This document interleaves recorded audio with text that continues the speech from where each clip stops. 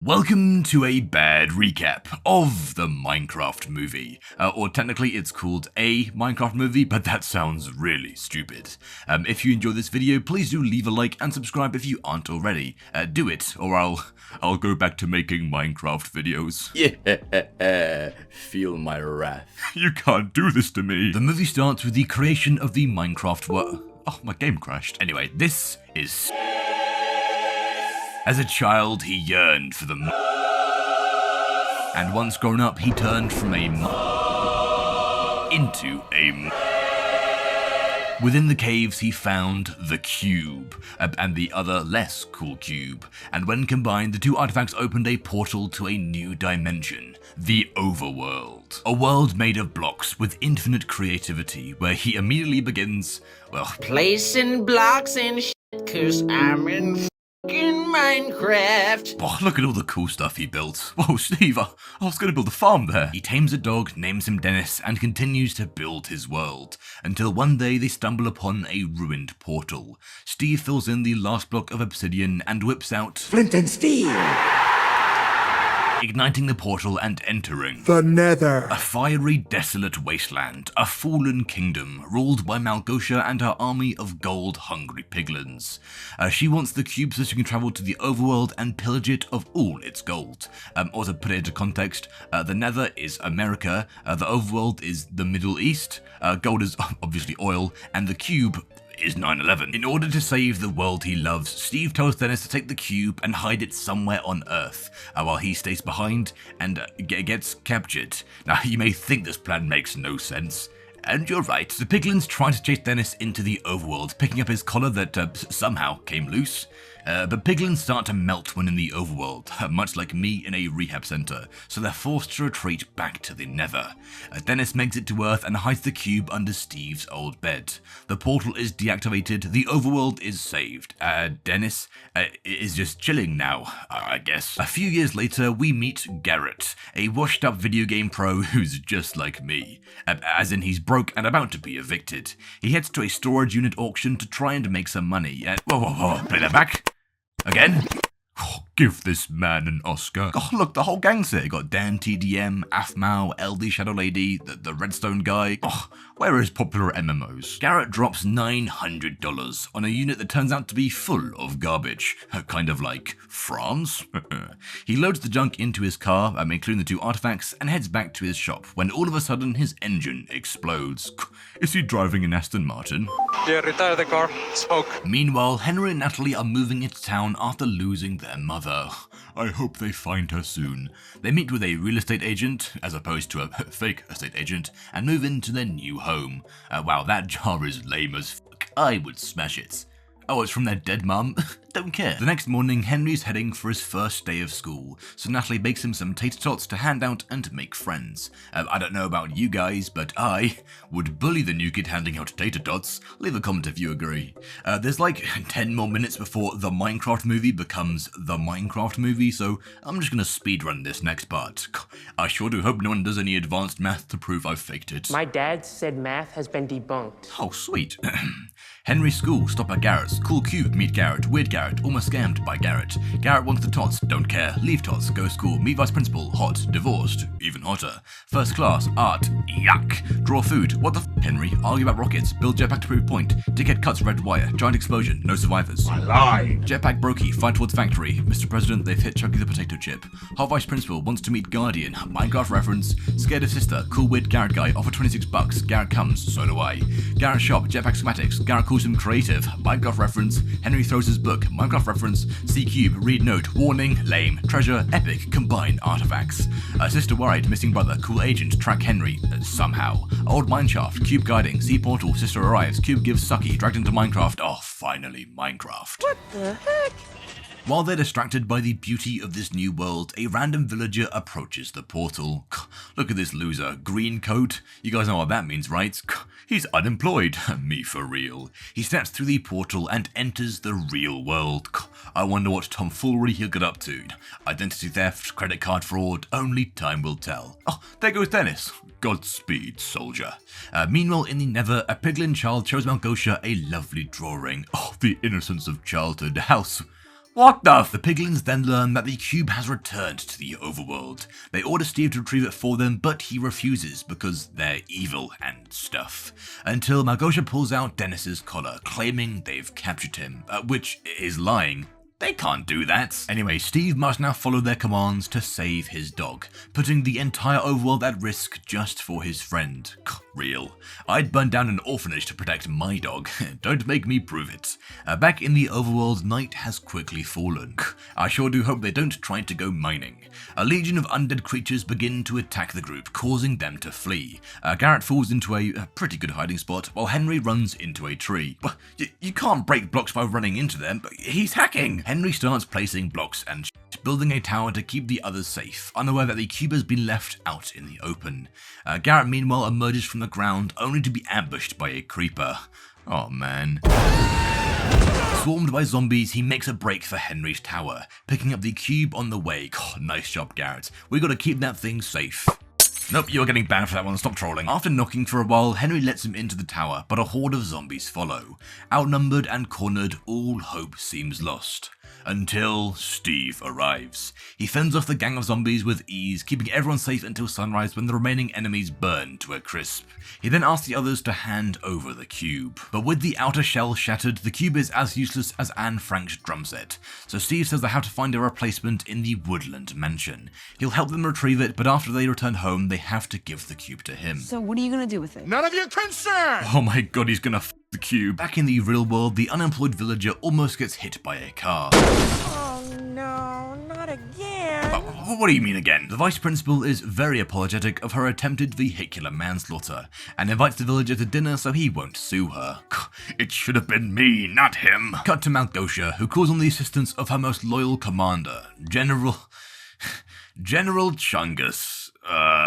She tells him to head to the overworld and claim the cube from Steve, giving him some netherwort to keep him alive outside of the nether. Meanwhile, Steve shows the others around a nearby village. Whoa, is he some kind of king? No, that's a legend.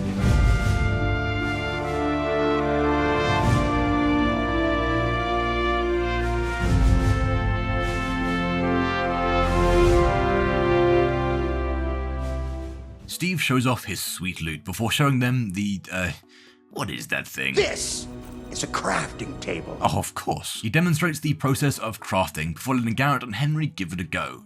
Did he just craft buckets of piss? Where'd the piss come from? Henry then steps up, combining Minecraft items with real-world junk, crafting a tater-tot launcher. Wait, that's not a real item. He's modding! But at that moment, the piglin forces arrive at the village, and Steve comes face to face with General Chungus. You know this guy? Yeah, we used to get into some dungeon stuff. Dungeon stuff? Steve, that sounds wildly inappropriate. Chaos erupts, villagers flee, taters fly, and so do piglins. Thanks, big guy. But in the madness, the group gets split. Boys one way, girls the other. Natalie tries to craft a boat, and it, almost works. So instead they decide to just start walking. They'll run into the Woodland Mansion eventually. Hopefully. Meanwhile, the others reach a perilous ledge. Steve busts out some elytra that he has, somehow, and they head for the Redstone Mountains. But since he only packed 2, Steve has to ride Garrett. Steve has to mount Garrett. Steve uses Garrett as a seat. Whoa! This dude's riding him! I didn't even know you could do that! Well, surely they're safe from the piglins now that they're airborne, right? What the? They fly now? An aerial chase breaks out between the Elytra gliders and the Ghast riders, with more enemies closing in. We got hog riders there at 3 o'clock! No, that's the wrong game. Henry uses a firework rocket to blast away from a rabid child and flies straight into Chuggy the potato chip, no! While Steve and Garrett get freaky and squeeze through a tunnel to escape the piglins.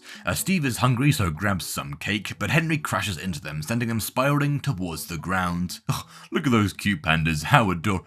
Did they just Up above, Steve uses his water bucket to break their fall. Almost. Back with the main plot of the movie, the date is going really well. I just wish I had game as good as The Villager. The only thing I pull these days are push doors. Wait, is Jeb? That's so cool. where's Notch? Anyway, after the piglin ambush, Garrett and Henry want answers to slightly different questions. Who's that evil sorceress you were talking about? Why does my beard smell like gorgonzola? Well, at least somebody's taking this seriously. Henry. Steve then drops a bad recap of Malgosia's past. She was once a beautiful pig lady. She was once a pig lady competing in the finals of the Nether's Got Talent. Pig Step! But she was simply no match for the competition, so got laughed off stage. And ever since that day, she swore to be evil, I guess, and became obsessed with gold. What did the filmmakers mean by this? They press on towards the Woodland Mansion, but they've got a long way to go. They'll have to walk like 500 chunks, and maybe even 500 more. Cut to the Nether, where Malgosia yells at General Chungus for failing in his mission. I still can't believe that's his name. She then summons the Beast, who vaporizes Chungus and heads to the overworld to commit some war crimes. Meanwhile, the girls are wandering through some forest at night when they're approached by a feral wolf. Better that than a man. Am I right? But this wolf turns out to be Dennis, who leads them towards Steve, who is currently chilling in the Redstone mines. Redstone? What is this mumbo-jumbo? They've made a pit stop on the way to the mansion to visit Steve's diamond stash, since Garrett is broke and unemployed. That's quite a lot of diamonds you have there, Steve. Anything you'd care to admit?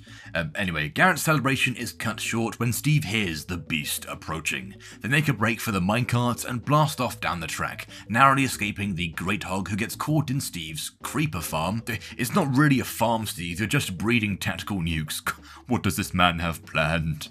But wow, boring. Back to the main plot, where the villagers made it to second base. Legend. The boys arrive at the mansion and Steve goes over the plan. Wait, what is this? A mansion for ants? Steve and Garrett will distract the enemies on the ground floor, while Henry sneaks up to the third floor, which houses all the loot but is guarded by black people. Endermen. And Steve warns them not to look them in the eyes, or they will get angry and dun-dun-tack you. Wow, what a brilliant plan. I'm sure it will work. Steve and Garrett are taken to an underground fight club, where Garrett must fight. Oh, guys. Check this out. Chicken jockey! While the greatest fight in cinema history takes place, Henry makes his way to the chest room and starts stealing. That's illegal, he can't do that. He manages to find a replacement cube shell and turns to leave, but his path is blocked by an Enderman. Okay, remember what Steve said, just don't look him in the... Henry, you had one job! Henry just starts swinging his diamond axe. What about attack cooldown? You're gonna do no damage. And he eventually defeats the Enderman, who drops one of his Oh, Henry, don't touch that, that's gross. This is a, what is this? An ender pearl. Yeah, thanks. A little sphere that will teleport you to wherever it lands. Might come in handy. Anyway, Steve and Garrett defeat the child with the power of friendship, and Henry joins them in the ring. They escape the Woodland Mansion, but are immediately ambushed by Malgosia and her piglins. She uses the Force, or something, to rip the cube from Henry's hand and orders her minions to kill them. Kill them all. With enemies closing in, all hope seems lost. Wait, Garrett, what are you doing? Garrett, no! I lied. He throws Henry onto a flying gas platform thing, and Steve follows suit. Slime cube! Garrett wants to join them, but can't, because he's a coward. Instead, he turns to face the oncoming horde with nothing but sheer swag. He charges forward with zero fear. A little fear. Embracing his fate like a true hero. I can't believe Garrett's gone. Screw the Nether, man. Steve and Henry are knocked out by the blast, but awaken in the safety of a cozy mushroom house with Dennis and the girls. Wow, thanks for the help, guys!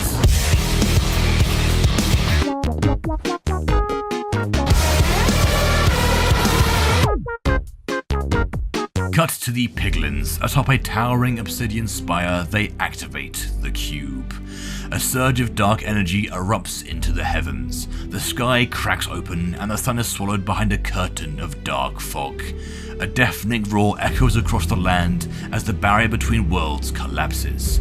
A single massive portal tears open, swirling with purple fire, and from it, Malgosia's forces begin their invasion. The world stands on the brink of annihilation, but even as doom closes in, the heroes prepare, forging weapons, drawing up plans, and gearing up for the final fights. Not for glory, but for the world they love, for those they've lost. First we mine, Then we craft. Let's Minecraft!